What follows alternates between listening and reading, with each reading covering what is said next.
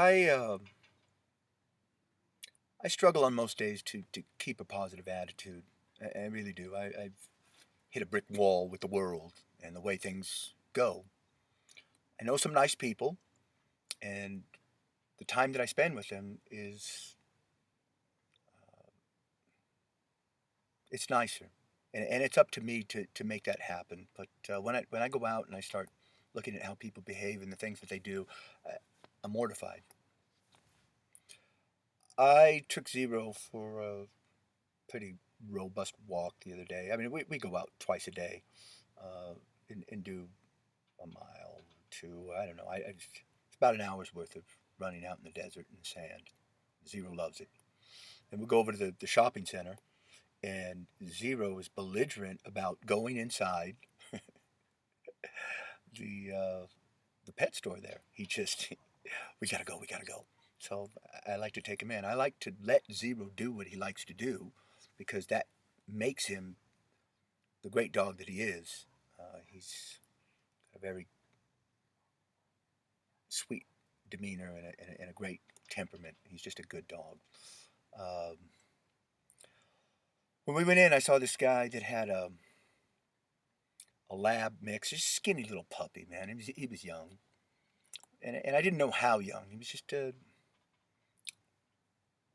good-looking dog, but he had this god awful slave chain around his neck.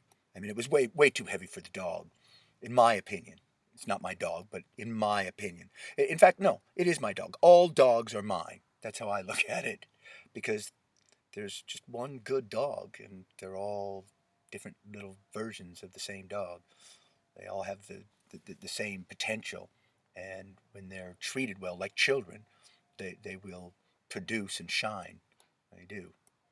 Anyway, this dog had a big, heavy, demeaning slave collar on him, and he had a muzzle, and it was offensive to look at. And I thought, okay, just don't be negative, Mike. It's none of your business. It's not where you should be sticking your nose. And so I walked away. And I just kept thinking about it, and from walking up and down, letting Zero sniff all the treats. He loves to smell the bones, and he loves to go up and down the different aisles and look at the birds and the cats and stuff. He loves it. Then I came back around. We're on our way out the door, and I see this guy with his dog again. And this guy, he's in great shape. He's a good-looking guy, very well built. You could tell he takes excellent care of himself. Probably very disciplined. And I'm looking at his dog, and and I realized how young this dog was. He's just a big baby.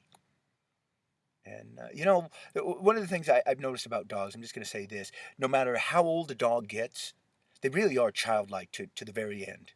Uh, and some of them will mature and become wiser and smarter, but they're limited to kind of a child's mentality. And so I looked at this dog, and as I'm walking by, the dog's looking at me like, and okay, when he's got a muzzle and that big slave chain, you're thinking, oh my God, he's like vicious and he's out of control, and he's a discipline problem. So this guy, he's got to do something.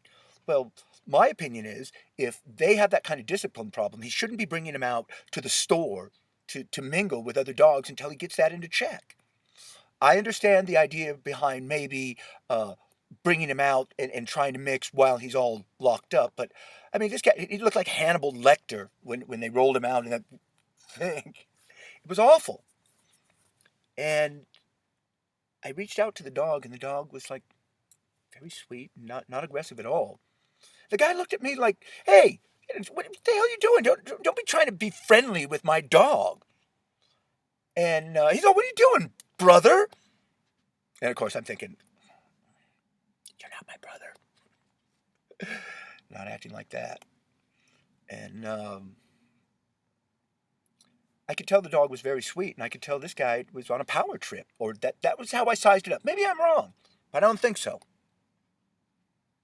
And I just looked at him, and I just looked at his dog, and I said, this is not okay. What you're doing, this is completely not okay. You're humiliating this dog uh, to break him.